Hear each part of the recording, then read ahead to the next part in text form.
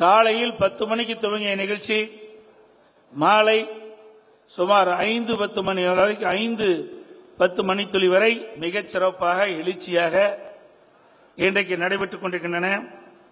இன்றைக்கு இது ஒரு குடும்ப விழா. நம் குடும்பத்தில் ஒரு விழா எடுத்தால் எப்படி மகிழ்ச்சியாக கொண்டாடுவோமோ அதைவிட அனைத்து இந்திய அண்ணா திராவிட முன்னேற்ற கழகத்தினுடைய குடும்ப விழாவாக நாம் இதை பார்க்கிறோம்.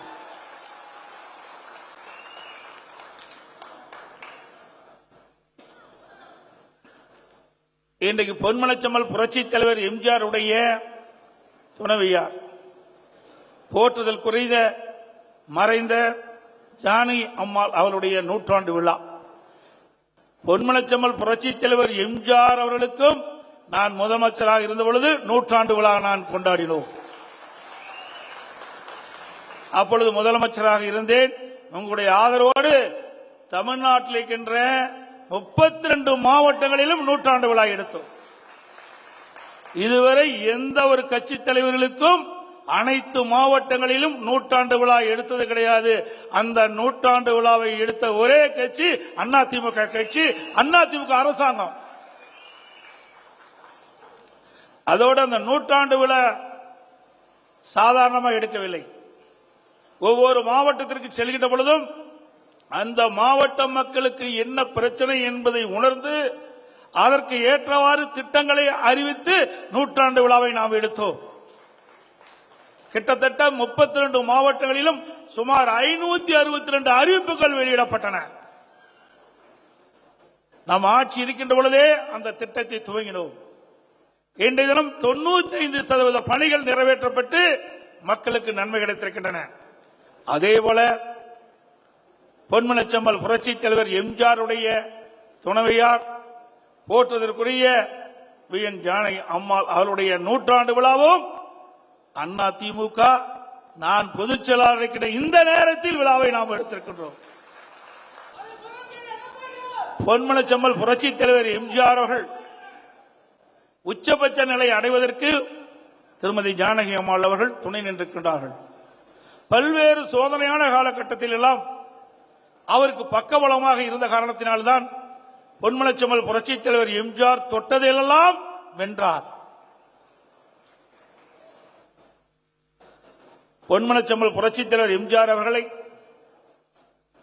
எம்.ஆர். ராதா அவர்கள் சுடப்பட்ட போது புரட்சி தலைவர் எம்ஜிஆர் அவர்கள் குண்டடிபட்டு காயப்பட்டு படுகாயத்துடன் மருத்துவமனையில் சேர்க்கப்பட்டார். அப்பொழுது மருத்துவமனையிலே சிகிச்சை பெற்று வந்துகின்ற பொழுது திருமதி ஜானகி அம்மாள் அவர்கள் உடனிருந்து அவருக்கு பணிவிடை செய்து பூர்ண குணமடைந்து வெளியில் வருகின்ற அளவிற்கு வெளியிலே வருகின்ற வரை அவருக்கு முழுமையாக சேவை செய்தவர்தான் திருமதி ஜானகி அம்மாள் அவர்கள். அப்படி பொன்மனச்செம்மல் புரட்சி தலைவர் எம்ஜிஆர் அவர்களை நேசித்தார், அவருக்காக பணிவிடை செய்தார். அதேபோல பொன்மனச்செம்மல் புரட்சி தலைவர் எம்ஜிஆர் அவர்கள் உடல்நலம் பாதிக்கப்பட்ட பொழுது அமெரிக்கா சென்று சிகிச்சை பெற்ற பொழுது பல்வேறு விதமாக தமிழகத்திலே பேசப்பட்டது. அதையெல்லாம் முறியடித்து அமெரிக்காவிலே அற்புதமான சிகிச்சை பொன்மனச்செம்மல் புரட்சி தலைவருக்கு வழங்கி பூர்ண குணமாக்கி மீண்டும் முழுமையான பொன்மனச்செம்மல் அவர்களை தமிழ்நாட்டுக்கு அழைத்து வந்த பெருமை நம்முடைய ஜானகி அம்மாவை சாரும். சென்னையிலிருந்து அமெரிக்கா செல்கின்ற பொழுது பொன்மனச்செம்மல் அவர்கள் வருவாரா வரமாட்டாரா உயிரோடு என்று அச்சத்தில் இருந்த மக்களுக்கு பொன்மனச்செம்மல் புரட்சி தலைவர் எம்ஜிஆர் அவர்களை அழகாக அற்புதமாக எப்படி திரைப்படத்தில் நடித்தாரோ அதேபோல் கொண்டு வந்து சேர்த்த பெருமை நம்முடைய திருமதி ஜானகி அம்மாள் அவரை சாரும். பொன்மனச்செம்மல் புரட்சி தலைவர் மறைவுக்கு பிறகு கழகம் இரண்டாக பிளவுபட்டது. அந்த பிளவுபட்ட கழகத்தை ஒன்றாக இணைத்தவர்கள் பொன்மனச்செம்மல் புரட்சி தலைவர் எம்ஜிஆருடைய ஆட்சி தமிழகத்திலே மலர வேண்டும் என்ற அடிப்படையிலே திருமதி ஜானகி அம்மாள் அவர்களும் நம்முடைய இதயம் புரட்சி தலைவி அம்மா அவர்களும் ஒருமித்த கருத்தோடு பேசி இந்த இயக்கம் ஒன்றாக இணைக்கப்பட்டது.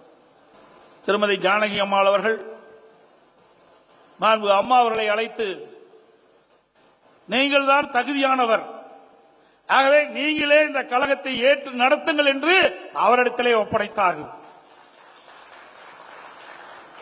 அனைத்து வழக்குகளையும் திருமதி ஜானகி அம்மாள் அவர்கள் திரும்ப பெற்றுக் கொண்டார்கள். ஆகவே கழகம் ஒன்றாக இணைந்தது. இணைந்த நேரத்திலே 2 சட்டமன்ற தேர்தல் இடைத்தேர்தல் வந்தது. அந்த 2 சட்டமன்ற இடைத்தேர்தலிலும் இரட்டை சின்னத்திலே நாம் போட்டியிட்டு வெற்றி கண்ட இயக்கம் அதிமுக இயக்கம்.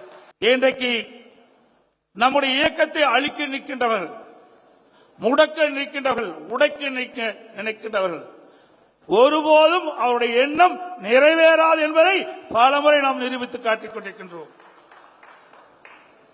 எந்த ஒரு கட்சியும் தொடர்ந்து தோல்வியுற்ற வரலாறும் கிடையாது. வெற்றி தோல்வி என்பது மாறி மாறி வந்து கொண்டே இருக்கும்.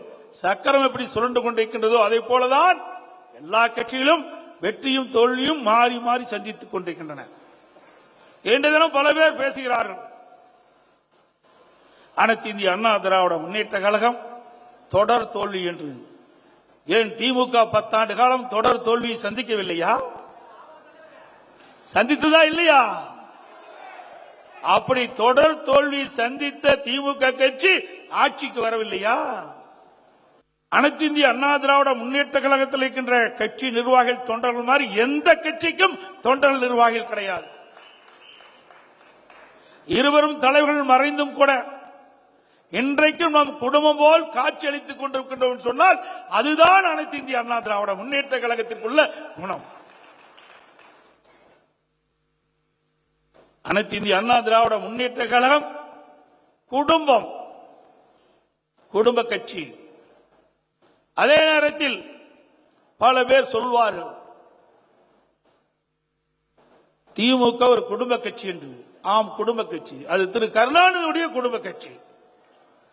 அது திமுக கட்சியுடைய குடும்ப கட்சி கிடையாது. திரு கருணாநிதி குடும்பத்தினுடைய உறுப்பினருடைய குடும்ப கட்சி. அந்த குடும்பத்தில் இருக்கின்றவர்கள் மட்டும்தான் அந்த கட்சிக்கு தலைவராக முடியும், ஆட்சி அதிகாரத்திற்கு வர முடியும். ஆனால் அண்ணா திமுகவை பொறுத்தவரைக்கும் அண்ணா திமுக குடும்பத்திலே யார் உழைக்கின்றார்களோ, யார் விசுவாசமா இருக்கின்றார்களோ, யார் வேணாலும் இந்த கட்சிக்கு பொதுச் செயலராகலாம், உழைத்தால் விசுவாசமாக இருந்தார். அதுபோல ஆட்சியிலும் அமைச்சராக, சட்டமன்ற உறுப்பினராகலாம், நாடாளுமன்றமாகலாம், அமைச்சராகலாம், ஏன் முதலமைச்சராகலாம் ஆகலாம் அண்ணா திமுகவை மட்டும். அதுதான் குடும்ப கட்சி அண்ணா திமுக கட்சி. திமுகவுக்கும் அண்ணா திமுக உள்ள வேறுபாடு இதுதான்.